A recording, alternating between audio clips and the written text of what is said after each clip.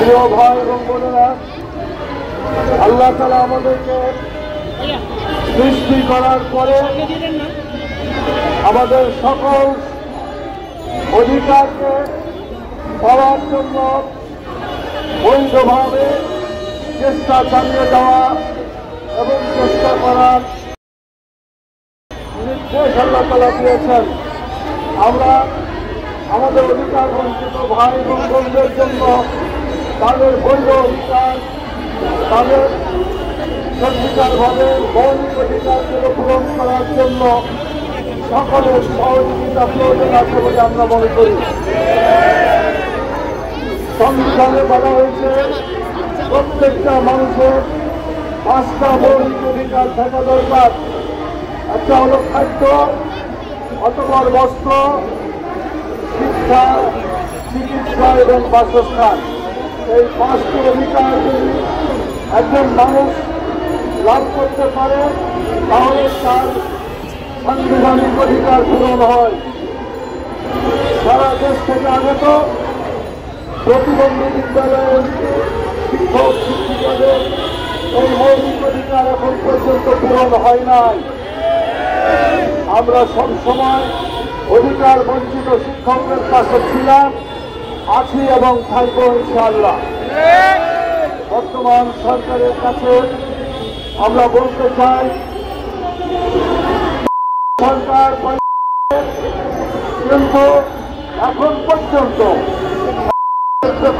বিভিন্ন জায়গায় তারা বসে আছে, যার ফলে দেখলেও শিক্ষকদের অধিকার প্রতিষ্ঠার ব্যাপারে, অধিকার পূরণ হওয়ার ব্যাপারে যেভাবে পদক্ষেপ নেওয়া দরকার ছিল বর্তমান সরকার সেভাবে পদক্ষেপ নিতে পারছেন না। আমি বলতে চাই যে সমস্ত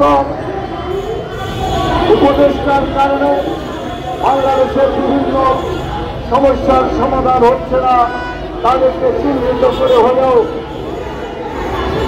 গণমানুষের অধিকারকে বুঝিয়ে দেওয়ার জন্য বিশেষভাবে প্রতিবন্ধী বিদ্যালয়ের শিক্ষক শিক্ষিকার অধিকার ফিরিয়ে দেওয়ার জন্য সরকারকে বিশেষভাবে উদ্যোগ নিতে হবে। সম্মানিত ভাই এবং বোনেরা, আপনারা নিশ্চয়ই জানেন এর আগেও অনেক শিক্ষক তাদের অধিকার আদায়ের জন্য আন্দোলন করেছেন। আপনারাও আপনাদের অধিকার নিয়ে আন্দোলন করছেন।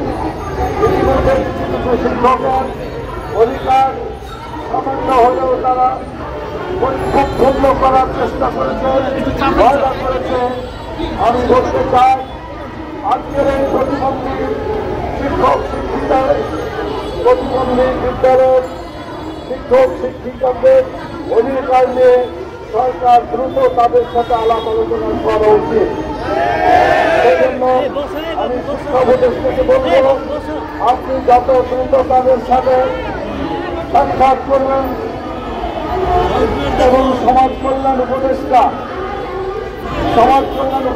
যত তাড়াতাড়ি এই শিক্ষক শিক্ষকদের সাথে তাদের অধিকার নিয়ে, তাদের দাবি দাওয়া নিয়ে আলোচনা করবেন এবং এটার জন্য যত নন-এমপিও শিক্ষক শিক্ষিকা এখানে আছেন তাদের সেই দাবি পূরণের জন্য তাদের পক্ষ থেকে তাদের প্রতিনিধির সাথে আমি মনে করি অতি দ্রুত ব্যবস্থা নেওয়া দরকার, আলাপ আলোচনা করা দরকার। সম্মানিত শিক্ষক মন্ডলী, আমি আপনাদের কাছে বলতে চাই, যদি উপদেষ্টা আপনাদেরকে ডাক দেয় এবং সেভাবে কথা বলে তাহলে আমার অনুরোধ থাকবে, সামনে পরীক্ষা আছে, ডিসেম্বরের আগে নভেম্বর মাসে পরীক্ষা শুরু হয় সকল শিক্ষা প্রতিষ্ঠানে।